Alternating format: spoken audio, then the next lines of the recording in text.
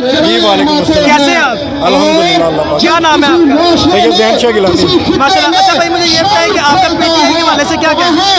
میں آپ کے سامنے یہی عرض کرنا چاہتا ہوں، میں کیا الفاظ دوں، آپ عوام کا جوش اور جذبہ دیکھ سکتے ہیں کس طرح آپ کے کیمرہ مین اگر دکھا سکے کس طرح نعرے لگ رہے ہیں اور کس طرح عمران خان کی بات ہو رہی ہے، صرف اور صرف عمران خان کی بات ہو رہی ہے. یہ نظر نہیں آتا امپورٹڈ حکومت کو کہ وہ کس طرح ناجائز طریقے سے حکومت میں آئی ہے اور قابض ہوئی ہے. یہ ان کو نظر نہیں آتا عوام کا جذبہ کیسا ہے، یہ ان کو نظر نہیں آتا کہ عوام کس طرح عمران خان کے ساتھ کھڑی ہے. امپورٹڈ حکومت ہمیشہ کے لیے نامنظور ہے.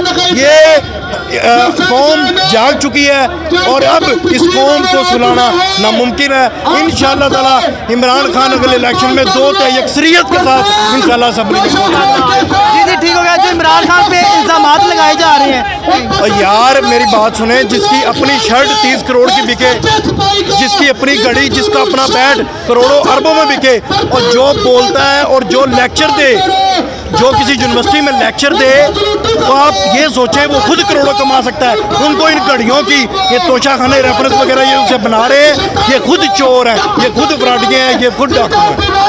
تو امپورٹنٹ حکومت کو کیا پیغام دینا چاہیے؟ میں یہ پیغام دینا چاہوں گا کہ فی الفور استعفیٰ دیں، فی الفور ابھی استعفیٰ دیں اور پورے ملک میں الیکشن کا اعلان کریں.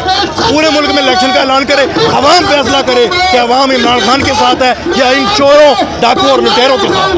جی بہت شکریہ آپ کا. ایک سوال پوچھنا چاہوں گا، جو اسمبلی ہال میں آج تماشا کریٹ ہوا اس حوالے سے کیا پاکستان کی تاریخ میں ایسی گھٹیا کبھی ایسی گھٹیا روایت نہیں ہوئی. یہ آج جو دوست محمد مظاہری ڈپٹی اسپیکر کی اماں پر ہوا ہے اور اس میں حکومتی مشینری شامل ہے جو کہ عمران خان کی حکومت کا ساتھ نہیں دے رہی ہے. میں حکام بالا سے گزارش کروں گا کہ اس بات پر وہ بھرپور ایکشن لیں کہ جو اسمبلی میں ہمارے معزز MPs اور MPs خصوصی طور پر انہوں نے کیا ہے.